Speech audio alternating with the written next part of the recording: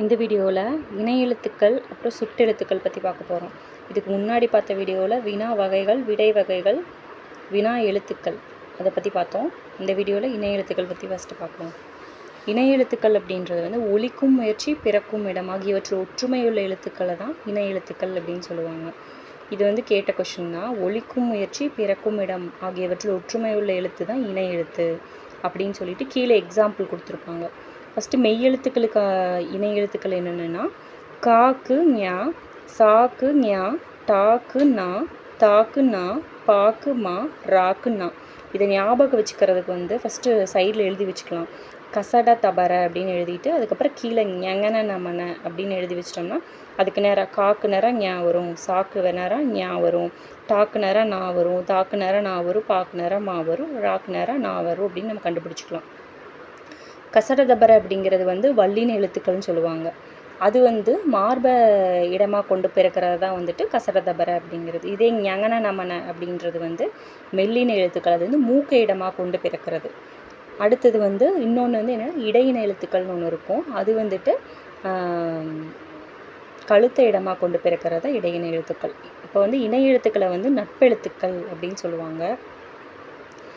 இப்போது எக்ஸாம்பிள்ஸ் எல்லாம் previous year கொஷனில் கேட்டது இருக்குது. இப்போ சங்குக்கு கூ அப்படின்னா கா வகையா, அப்போ காக்கு நேரம் ஞா இருக்குது. பந்தயத்துக்கு தா இருக்குது. தாக்கு நேரம் நா வரும். வண்டு அப்படின்னா டா வகையா, டூ அப்படின்னா டா வகை, அப்போ டாக்கு நேரம் நா வரும். இந்த மாதிரி ப்ரீவியஸ் இயரில் கொஷனில் கேட்பாங்க. எப்படின்னா ஒரு 3 ஆப்ஷன் வந்துட்டு இணை எழுத்து கொடுத்துட்டு ஒன்று மட்டும் டிஃப்ரெண்ட்டாக கொடுப்பாங்க. கல்வி அப்படிங்கிறது வந்து கல்வியில் வி அப்படிங்கிறது வந்துட்டு இடையின எழுத்து தானே, அது வந்து இதில் வராது. அப்போ அது வந்து ஆப்ஷன் ராங்கு அப்படின்னு நம்ம இது எடுத்து எழுதுகிற மாதிரி இருக்கும். இணை எழுத்துக்களை நட்பெழுத்துக்கள்னு சொல்லுவாங்க. இது ஒரு கேட்ட கொஷின் தான். இப்போ நம்ம மெய் எழுத்துக்களுக்கு இணை எழுத்து பார்த்தோம். கசட தபர, அதுக்கு கீழே நேரம் எழுதிக்கணும், ஞங்கன நமன அதை எழுதி வச்சுக்கணும். அதை வச்சு நம்ம கண்டுபிடிச்சிடலாம். மெய் எழுத்துக்களை போலவே உயிரெழுத்துக்களுக்கும் இணை எழுத்துக்கள் உண்டு அப்படின்னு சொல்கிறாங்க. அது என்னென்னா குறிலுக்கு நெடிலும், நெடிலுக்கு இங்கே தப்பாக எழுதியிருக்கு, நெடிலுக்கு நான் போடாமல் விட்டுட்டேன். நெடிலுக்கு குறிலும் வந்து இணை எழுத்துக்கள் அப்படின்னு சொல்கிறாங்க. இப்போ ஆனா ஆ, உ அப்படின்னா ஊ, அந்த மாதிரி. இப்போ வந்து ஐக்கு வந்து நெடில் இல்லையா, ஐக்கு வந்துட்டு ஈ அப்படின்னு சொல்கிறாங்க. ஐயோட இணை எழுத்து எது அப்படின்னு சொன்னாங்கன்னா ஈ அப்படின்னு சொன்னது. ஐன்னு சொல்லி பார்க்கும்போதே ஈன்னு ஒரு சவுண்டு வரும். ஐ அப்படின்னு சொல்லும்போது ஈன்னு முடிகிற இடத்துல சவுண்டு வரும். அதனால ஐக்கு ஈ. அவுன்னு எடுத்துட்டோம்னா அவுன்னு சொல்லி பார்க்கும்போதே அவு அப்படின்னு சொல்லும்போதே ஊன்னு வருதா, அப்போ அவுங்கிறதுக்கு இணை எழுத்து எதுன்னா ஊ. உயிரெழுத்தில் இணை எழுத்து இல்லாத எழுத்து எதுன்னு பார்த்துட்டோம்னா ஆயுத எழுத்து. ஆயுத எழுத்துக்கு வந்து இணை எழுத்து இல்லை. இதுவும் ஒரு கேட்ட கொஷின் தான். அந்த க்ரீன் கலர் இருக்கிறது எல்லாமே கேட்ட கொஷின் தான். அடுத்தது இது பார்க்க போகிறோம்னா சுட்டெழுத்து பார்க்க போகிறோம்.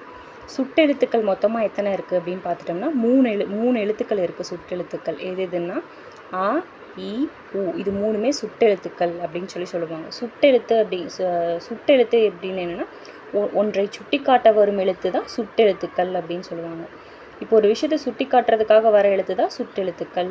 இதை நம்ம வந்து விடை வகையிலேயே பார்த்துருப்போம். சுட்டு விடைன்னு ஒன்று பார்த்துருப்போம். எங்கே இருக்குது அப்படின்னு கேட்கும்போது அந்த பக்கம் இருக்குது, அப்பக்கம் உள்ளது, இப்பக்கம் உள்ளதுன்னு சொல்கிறோம்ல, அது வந்து சுட்டு விடையில் பார்த்துருந்துருப்போம். அதுதான் இதுவும். ஆ, இ, உ அப்படிங்கிறது சுட்டெழுத்துக்கள் அப்படின்னு சொல்கிறாங்க. இதே மாதிரி வந்து வினா எழுத்து பார்த்தோம். வினா எழுத்துக்கள் எத்தனை இருக்குன்னா 5 இருக்குது. என்னென்ன இருக்குன்னா ஏ, யா, ஏ, ஓ, ஆ. இதெல்லாமே வினா எழுத்துக்கள். வினா எழுத்துக்கள் 5, சுட்டெழுத்துக்கள் 3. விடை வகைகள் எத்தனைன்னு கேட்டாங்கன்னா 8. இது கேட்ட கொஷின் தான், ப்ரீவியஸ் இயரில் கேட்ட கொஷின் தான். விடை வகைகள் எத்தனைன்னா 8. இதே வினா வகைகள் எத்தனை இருக்குன்னு கேட்டால் 6 வகைகள் இருக்குது. இந்த வீடியோ பார்க்கலன்னா இதுக்கு முன்னாடி வீடியோவை பாருங்கள். இப்போ அண்மை சுட்டெழுத்து அப்படின்னு சொல்கிறது இ அப்படிங்கிறது அண்மை சுட்டெழுத்து. செய்மை சுட்டு அப்படிங்கிறது வந்து ஆ. இடைச்சுட்டு அப்படிங்கிறது உ. அண்மைன்னா என்னென்னா தொலைவில் இருக்கிறது தான் அண்மைன்னு அண்மைனா பக்கத்தில் இருக்கிறது, செய்மைனா தான் தொலைவு, செய்மைனா தான் தொலைவு, அண்மைனா பக்கத்துலேயே இருக்கிறது. இப்போ நீங்கள் பக்கத்தில் இருக்கிறவங்கள என்னன்னு சொல்லுவீங்க, இவன், இவள் அப்படின்னு தானே சொல்லுவீங்க. அப்போ ஸ்டார்டிங் லெட்டர் என்ன வருதுன்னா ஈ வருதா, அப்போ பக்கத்தில் இருக்கிறவங்கள, அண்மையில் இருக்கிறவங்களுக்கு சொல்கிற எழுத்து எதுன்னா ஈ.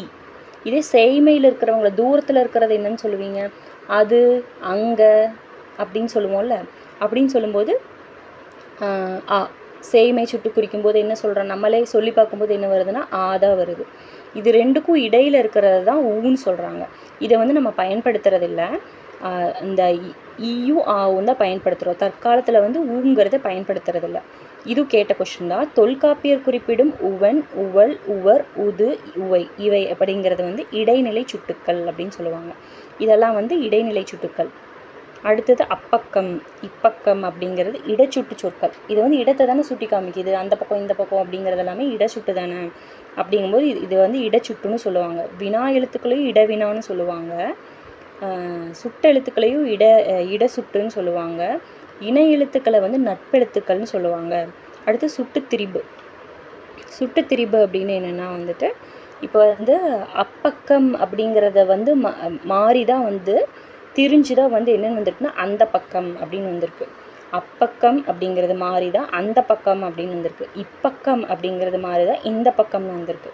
இப்போ வந்து ஆப்ஷனில் வந்து எக்ஸாம்பிள்ஸை தான் எக்ஸாமில் கேட்பாங்க. எப்படின்னா அந்த பக்கம் அப்படிங்கிறது என்ன, சுட்டுத்திரிபா, அண்மை சுட்டா, சேய்மை சுட்டா, அந்த மாதிரி கேட்பாங்க. அந்த பக்கம் அப்படிங்கிறது வந்துட்டு சுட்டுத்திரிபு அப்படின்னு சொல்லலாம். அடுத்தது அகச்சுட்டு, புறச்சுட்டு. அகச்சுட்டு அப்படின்னு என்னென்னா இப்போ வந்து ஒரு சுட்டு சொல்ல வந்துட்டு அந்த சுட்டு எழுத்தை நீக்கிட்டோம்னா பொருள் தந்துச்சுன்னா அது வந்து புறச்சுட்டு. பொருள் தரல அப்படின்னா அது வந்து அகச்சுட்டு. இப்போ இவன் அப்படிங்கிறது எக்ஸாம்பிள்னு எடுத்துப்போம். இவன் அப்படிங்கிறதுல சுட்டு எழுத்தை நீக்கிறோம். இவனில் ஈ தானே சுட்டு எழுத்து, அதை நீக்கிட்டோம்னா நம்மளுக்கு வண்ணுன்னு வரும். வண்ணுன்னு ஏதாவது பொருள் வருதா, வரல. அது அப்படின்னு எடுத்துட்டோம்னா சுட்டு எழுத்து எதுனா அதை நீக்கிட்டோம்னா நம்மளுக்கு பொருள் வருதான்னா பொருள் வரலை. இந்த மாதிரி பொருள் வரலை அப்படின்னா சுட்டெழுத்தை நீக்கும் போது பொருள் வரலை அப்படின்னா அது அகச்சுட்டு. உள்ளேயே இருந்தது அது பொருள் தரும், பிரித்தோம்னா பொருள் தராது. அதுதான் வந்து அகச்சுட்டு. சுட்டெழுத்துக்களை நீக்கினால் பொருள் தருவதில்லை. அடுத்தது புறச்சுட்டுன்னா என்னென்னா இப்பக்கம், அவ்வானம். இதில் வந்து சுட்டெழுத்து ஈயும் ஆவும். இது ரெண்டையும் நீக்கிட்டோம்னா பக்கம், வானம் அப்படின்னு வரும். அதுக்கெல்லாமே பொருள் இருக்குது. இப்போ பொருள் அந்த சுட்டெழுத்தை நீக்கும் போது பொருள் தந்துருச்சு அப்படின்னா அது வந்து புறச்சுட்டு. அப்போ இது வந்து நீக்கினால் பொருள் தருது, அப்போ இது வந்து ஒரு புறச்சுட்டு. இது எக்ஸாம்பிள் கொடுத்து தான் எக்ஸாமில் கேட்பாங்க. இது என்ன, ஒரு அகச்சுட்டை பற்றியே ஒரு 3 ஆப்ஷன் கொடுத்துட்டு ஒரே ஒரு இது மட்டும் புறச்சுட்டு கொடுத்து இதில் எது ஆடாக இருக்குது, இல்லாட்டி புறச்சுட்டு இதில் எது அப்படின்னு கேட்கலாம். அந்த மாதிரி கேட்குறப்ப நம்ம ஆன்சர் பண்ண தெரிஞ்சுக்கணும். அடுத்து அண்மை சுட்டு. இப்போ தான் நம்ம பார்த்தோம். அண்மைனா பக்கத்தில் இருக்கிறவங்க. பக்கத்தில் இருக்கிறவங்க நம்ம எப்படி சொல்லுவோம், இவன், இது, இங்கே அப்படின்னு தானே சொல்லுவோம். அதுதான் அண்மை சுட்டு. இதே சேய்மை சுட்டு அப்படின்னு பார்த்துட்டோம்னா தூரத்தில் இருக்கிறவங்களை என்னன்னு சொல்லுவோம், அது, அங்கு, அவன் அப்படின்னு சொல்லுவோமா, அதுதான் சேய்மை சுட்டு. இவ்வளோதாங்க சுட்டு எழுத்துக்கள்.